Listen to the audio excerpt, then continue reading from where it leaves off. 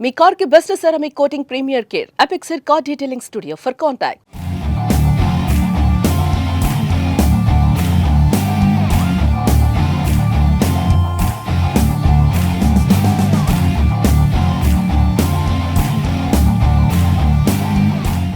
భారత పురుషుల జట్టు వరల్డ్ కప్ గెలిచినప్పుడు దేశమంతా పండగ చేసుకుంది.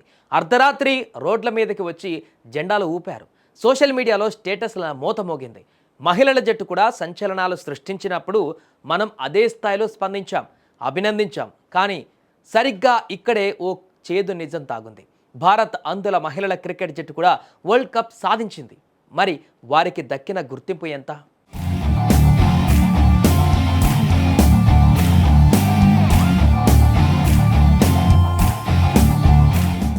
మన దేశం తరపున మహిళల క్రికెట్ జట్టు కూడా చరిత్ర సృష్టించింది. తొలిసారి నిర్వహించిన టీ20 వరల్డ్ కప్ భారతదేశం ముద్దాడింది. ఫైనల్లో నేపాల్ను మట్టి కరిపించి విశ్వ విజేతగా నిలిచింది. నేపాల్ విసిరిన లక్ష్యాన్ని కేవలం 12.1 ఓవర్లలోనే ఛేదించి మేము ఎవరికీ తక్కువ కాదు అని ప్రపంచానికి చాటి చెప్పారు. కానీ ఈ విషయం ఎంతమందికి తెలుసు? నిజాయితీగా గుండె మీద చేయి వేసుకొని చెప్పండి. వారికి అవార్డులు, రివార్డులు అవసరం లేదు. ఒక్క అభినందన చాలు. తమలాంటి వారు నిరాశ నిస్పృహల్లో కూరుకుపోకుండా పట్టుదలతో సాధిస్తే ఏదైనా సాధ్యమని చెప్పగలిగేలా వారి విజయం ఉంది.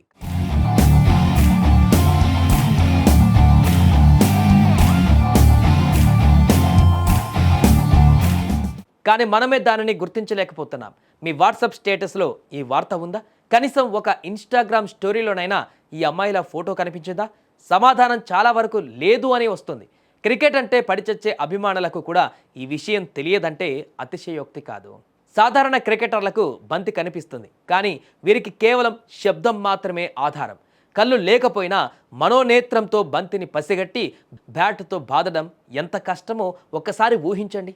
మైదానంలో తమను తాము నిరూపించుకోవడానికి వాళ్ళు పడ్డ కష్టం సామాన్యమైనది కాదు. సమాజం చిన్నచూపుని, శారీరక లోపాన్ని, పేదరికాన్ని ఎదిరించి వాళ్ళు బ్యాట్ పట్టారు. మాకు కళ్ళు లేకపోవచ్చు, కానీ మా దేశాన్ని గెలిపించే సత్తా మాకుంది అని ప్రపంచ వేదికపై నిరూపించారు.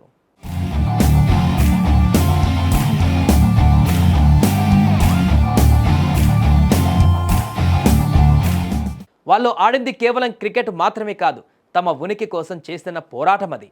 జీవితంలో ఎన్ని అడ్డంకులు వచ్చినా తట్టుకొని నిలబడ్డారు. సరిగా వారికి కళ్ళు కనిపించకుండా కప్ గెలిచిన సాటి భారతీయులుగా వాళ్ళ ప్రతిభను గుర్తించలేని మనమే అందులం. ఈసారి ఎప్పుడైనా క్రికెట్ గురించి మాట్లాడేటప్పుడు కోహ్లీ, రోహిత్లతో పాటు భారత్ అందుల టీం గురించి కూడా గర్వంగా చెప్పుకుందాం. మరి మీరేమంటారో కామెంట్ చేయండి.